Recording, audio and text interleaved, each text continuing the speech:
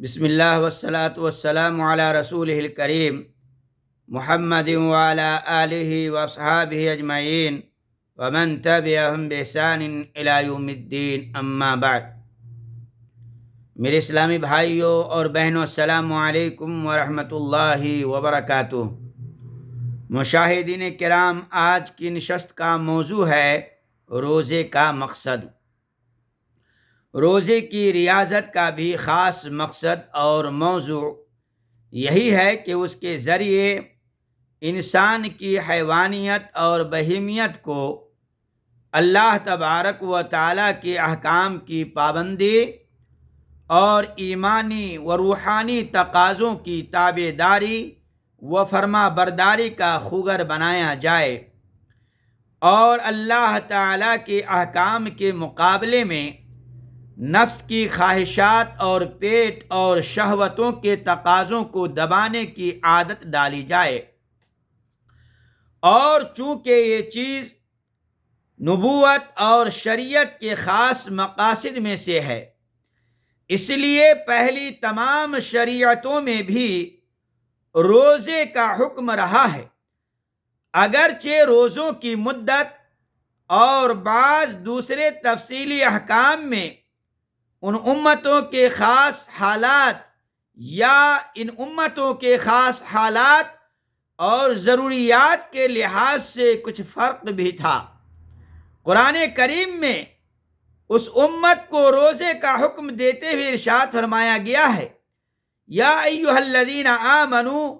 کتب علیکم الصیام کما کتب علی الذین من قبلکم لعلکم تتقون۔ اے ایمان والو، تم پر روزے فرض کیے گئے جس طرح تم سے پہلے امتوں پر روزے فرض کیے گئے تھے۔ روزوں کا یہ حکم تم کو اس لیے دیا گیا ہے تاکہ تم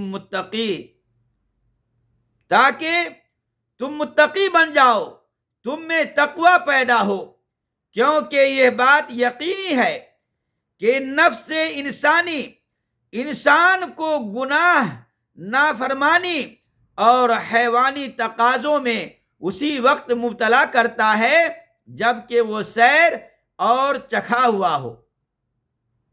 اس کے برخلاف اگر انسان بھوکا ہو اور پھر اس کو معصیت کی نہیں سستی، روزے کا مقصد یہی ہے کہ نفس کو بھوکا رکھ کر مادی و شہوانی تقاضوں کو بروئے کار لانے سے اس کو روکا جائے، تاکہ گناہ پر اقدام کرنے کا داعیہ اور جذبہ سست پڑ جائے، اور یہی تقوی ہے۔ میرے اسلامی بھائیوں، اس طرح بھی کہا جا سکتا ہے کہ عالم بالا کی پاکیزہ مخلوق فرشتے نہ کھاتے ہیں، نہ پیتے ہیں اور نہ بیوی رکھتے ہیں، جبکہ روزہ صبح صادق سے غروب آفتاب تک انہی 3 چیزوں کھانا، پینا اور جماع سے رکنے کا نام ہے۔ تو گویا اللہ تبارک و تعالی نے اپنے بندوں کو روزے کا حکم دے کر ارشاد فرمایا ہے کہ اے میرے بندو، اگر تم ان 3 چیزوں سے پرہیز کر کے ہماری پاکیزہ مخلوق کی مشابہت اختیار کرو گے تو ہماری اس پاکیزہ مخلوق کی پاکیزہ صفت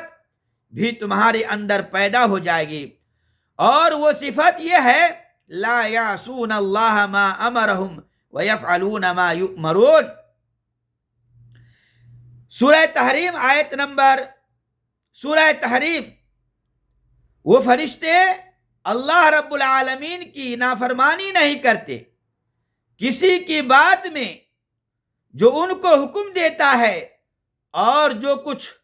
ان کو حکم دیا جاتا ہے اس کو فوراً بجا لاتے ہیں، اور اسی کا حاصل کیا ہے بھائیو؟ تقوی ہے۔ تقریباً اسی بات کو اس حدیث میں بھی فرمایا گیا ہے جو ابن ماجہ میں حضرت ابو ہریرہ رضی اللہ عنہ سے مروی ہے کہ رسول اللہ صلی اللہ علیہ وسلم نے فرمایا، لِكُلِّ شَيْءٍ زَكَاةٌ و زکات الجسد الصوم، ابن ماجہ صفحہ نمبر 1205۔ ہر چیز کے لیے کوئی نہ کوئی صفائی ستھرائی کا ذریعہ ہے، اور بدن کی صفائی ستھرائی کا ذریعہ روزہ ہے۔ میرے اسلامی بھائیوں اور بہنوں، بہرحال روزے کا مقصد یہ ہے کہ اسی تقوی کے حصول کے لیے اس آخری امت پر سال میں 1 مہینے کے روزے فرض کیے گئے، اور روزے کا وقت طلوع صبح صادق سے غروب آفتاب تک رکھا گیا ہے، اور یہ زمانہ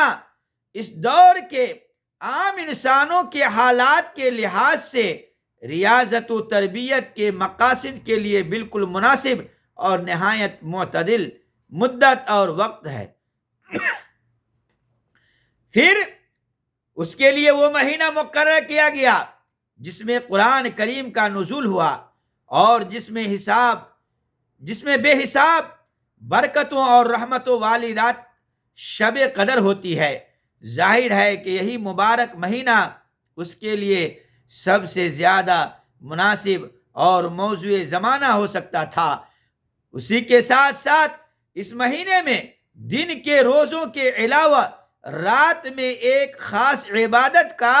عمومی اور اجتماعی نظام قائم کیا گیا،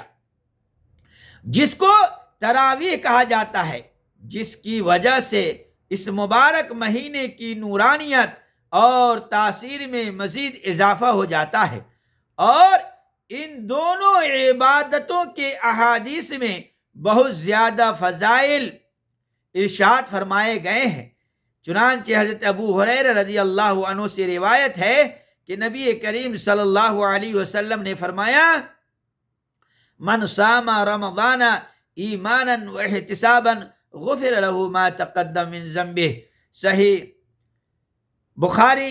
جلد نمبر 1 صفحہ نمبر 270، صحیح مسلم جلد نمبر 1 صفحہ نمبر 259۔ جو شخص ماہ رمضان کے روزے رکھے بحالت ایمان، یعنی ایمان کی حالت، اور با امید ثواب، تو اس کے گزشتہ تمام گناہ معاف کر دیے جائیں گے۔ اور جو شخص ماہ رمضان میں